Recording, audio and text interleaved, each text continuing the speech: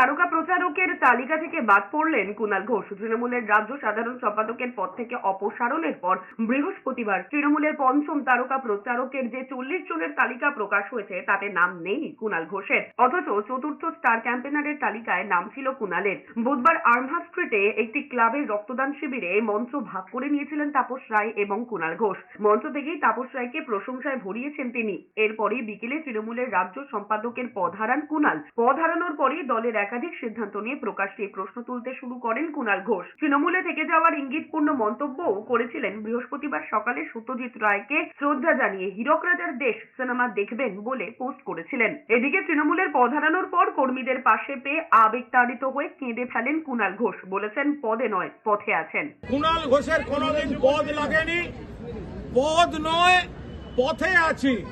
যেখানে রাস্তা, যেখানে তৃণমূল, যেখানে তৃণমূলের কর্মীরা, দেয়াল লিখনের কর্মী, বুথ কর্মী, কুণাল ঘোষ তাদের সঙ্গে আছে এবং থাকবে। এবং আজ না হলে কাল মমতা দি আর অভিষেক এগুলো অনুধাবন করবেন, বুঝবেন। এই আত্মবিশ্বাস নিয়ে এই দলটা চালিয়ে যাব।